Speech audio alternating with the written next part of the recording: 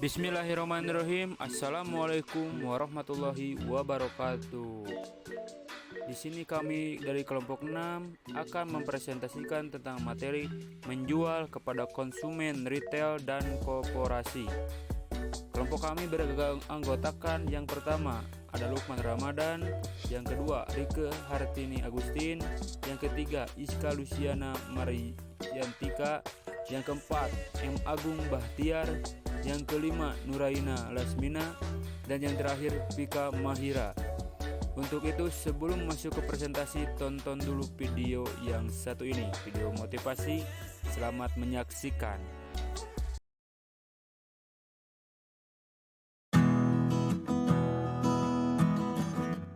Banyak dari kita yang mengenal sosok Steve Jobs sebagai tokoh kunci di balik suksesnya perusahaan Apple. Anggapan ini tentu nggak salah, karena memang sosok Steve Jobs sangat berpengaruh pada perkembangan perusahaan Apple. Tetapi, tahukah teman-teman, dalam merintis Apple, Steve Jobs tidak sendirian. Dia didampingi oleh sahabat dekatnya, seorang ahli komputer yang memiliki kecerdasan di atas rata-rata, bernama Steve Wozniak. Siapa sih sebenarnya Steve Wozniak?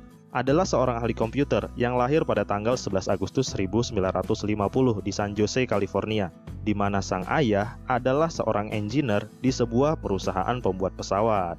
Sejak kecil nih, keinginannya menjadi seorang engineer sudah mulai terlihat karena dia sangat gemar dengan pelajaran matematika dan barang-barang elektronik. Saat menginjak kelas 5 di sekolah dasar, dia sempat membaca sebuah buku tentang radio. Fantastisnya, dia berhasil menciptakan sebuah radio transmitter miliknya sendiri, berbekal apa yang dia pelajari tadi. Dan pada usia 11 tahun, dia mendapatkan Blue Ribbon, sebuah penghargaan dalam sebuah pameran sains dan teknologi, karena karyanya yang mendesain angka-angka biner untuk sebuah komputer. Di akhir tahun 1960-an, dia melanjutkan studi di Universitas Colorado. Dilansir dari website peoplepill.com, dia dikeluarkan dari kampus itu karena meretas sistem komputer universitas. Nah, selanjutnya dia kemudian mendaftar ulang di perguruan tinggi De Anza sebelum akhirnya ditransfer ke Universitas Berkeley. Bagaimana Steve Wozniak turut andil memulai Apple?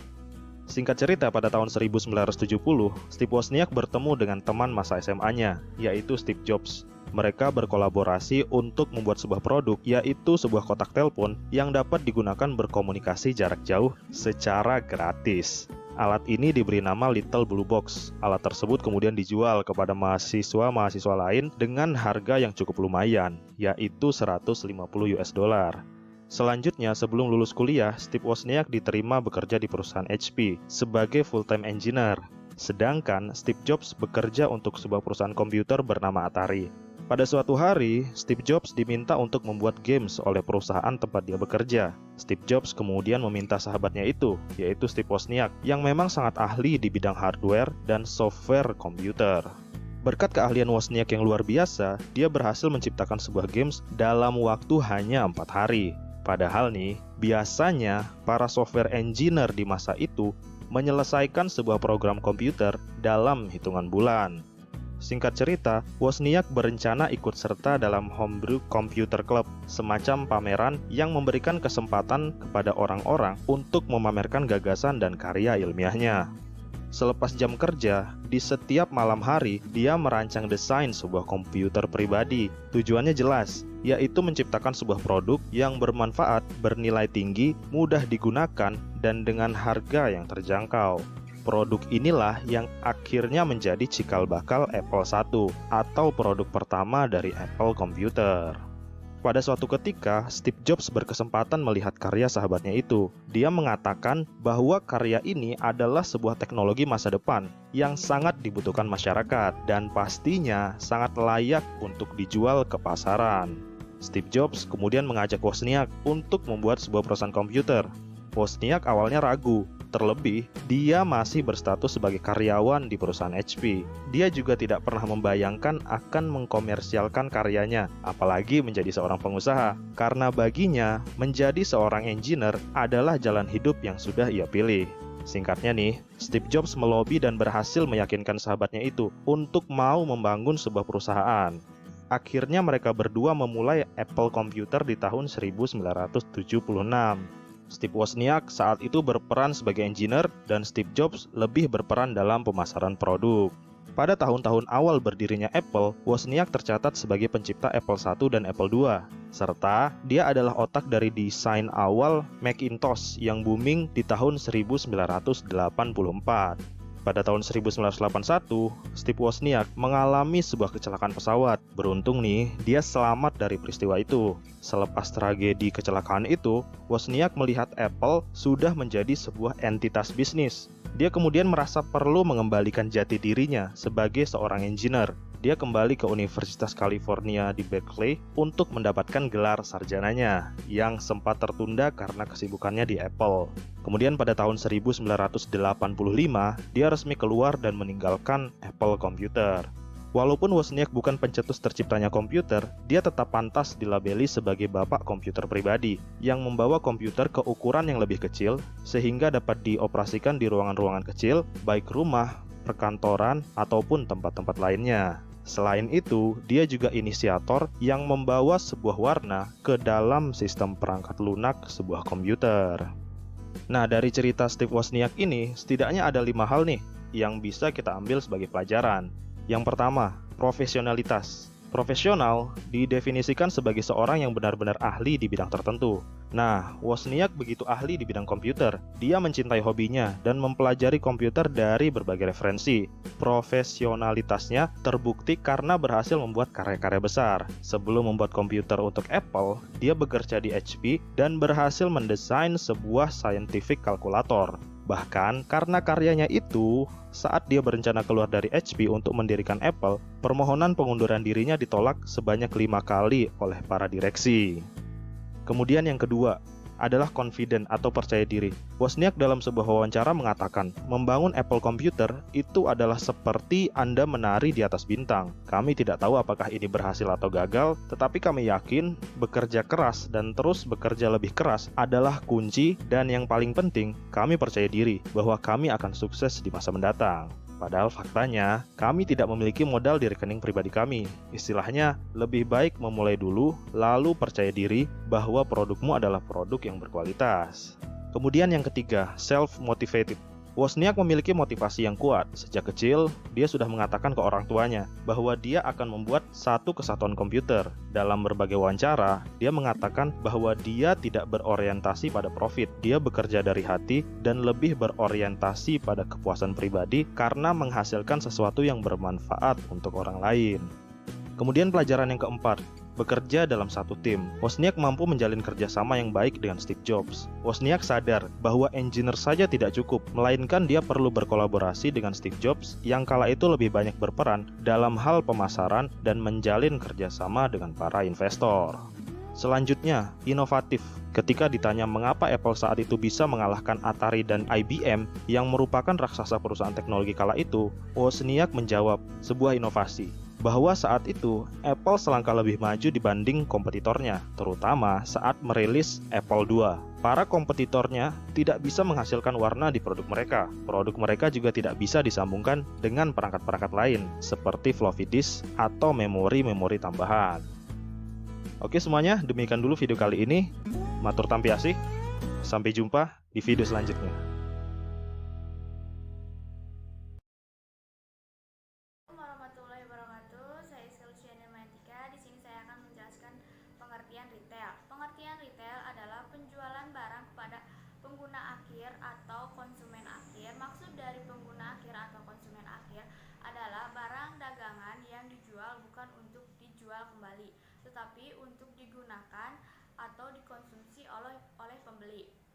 Jadi, retail adalah usaha yang kegiatannya menjual barang dagangan kepada konsumen akhir baik melalui email, telepon, door to door, atau bahkan melalui mesin otomatis. Nah, selanjutnya ada strategi pemasaran retail.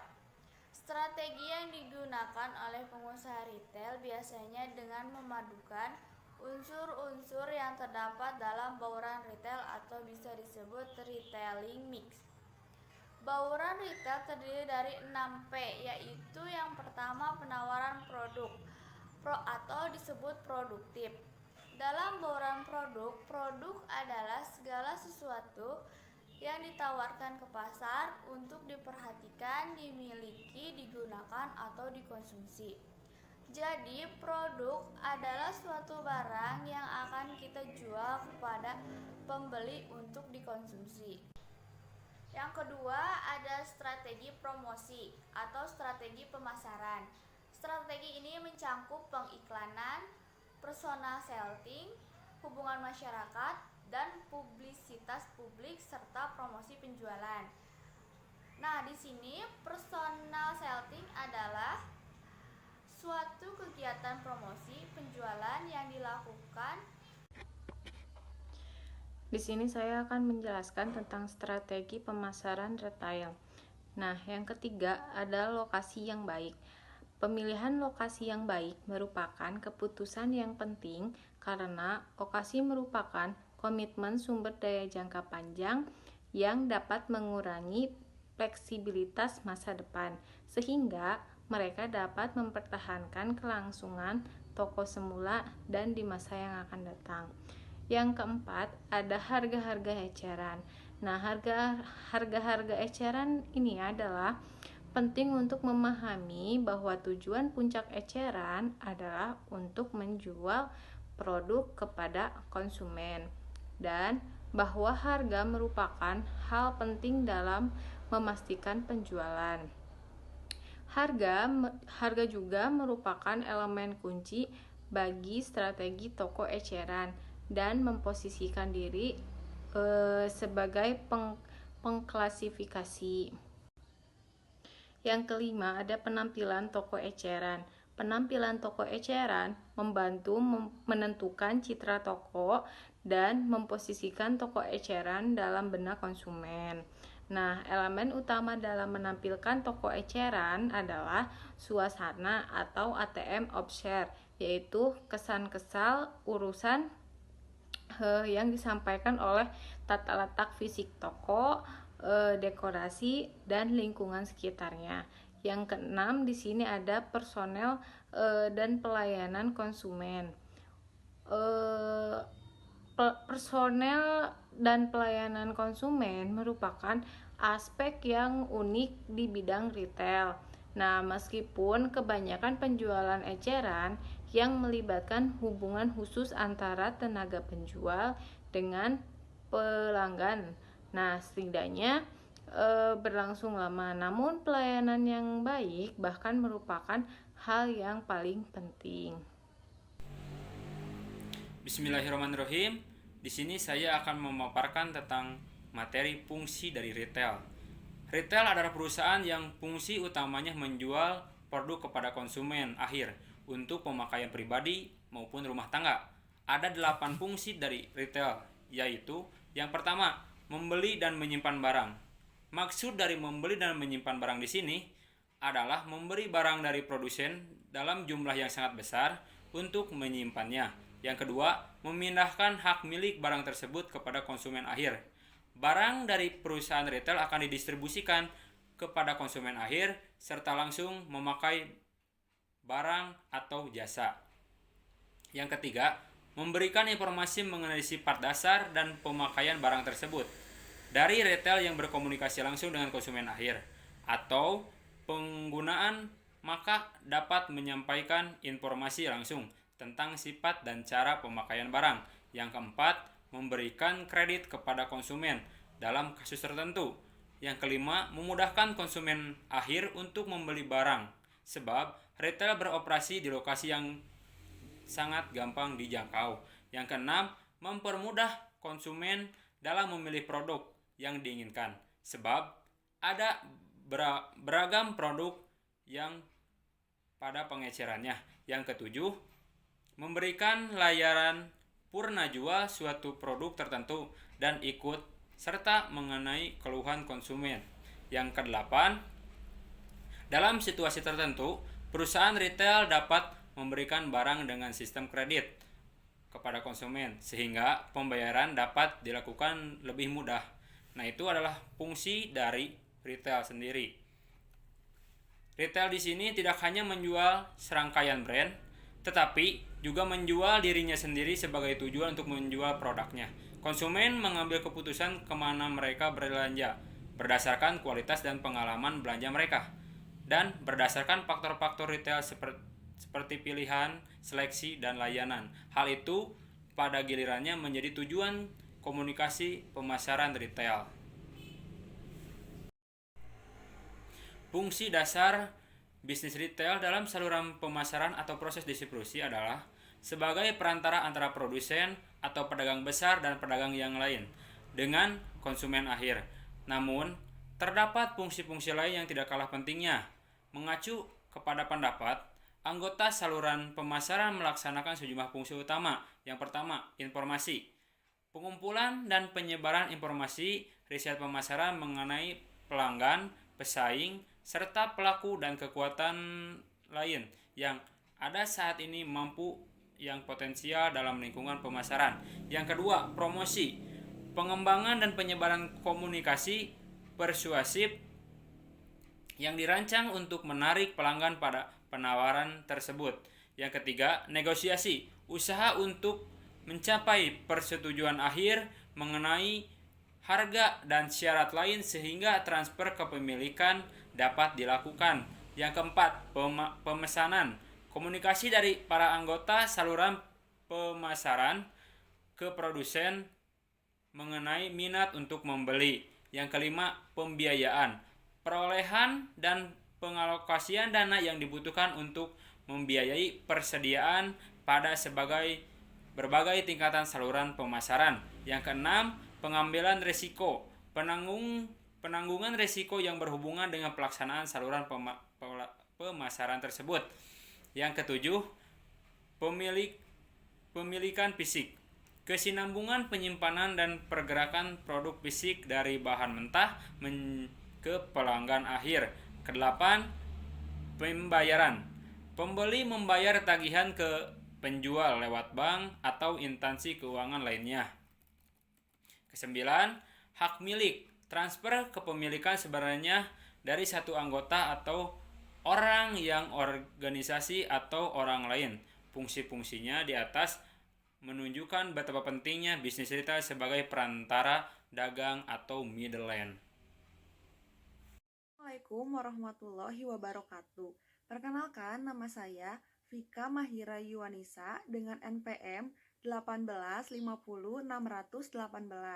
Saya di sini akan memaparkan salah satu materi tentang pengertian korporasi. Korporasi adalah suatu perusahaan yang diakui secara hukum perdata. Korporasi berbentuk kumpulan organisasi profesi atau perusahaan yang berbadan hukum dan non-berbadan hukum. Keterlibatan orang yang tergabung dalam perseroan ini sama halnya dengan keterlibatan dalam perseorangan. Korporasi sering terlibat beberapa kasus yang melibatkan orang banyak.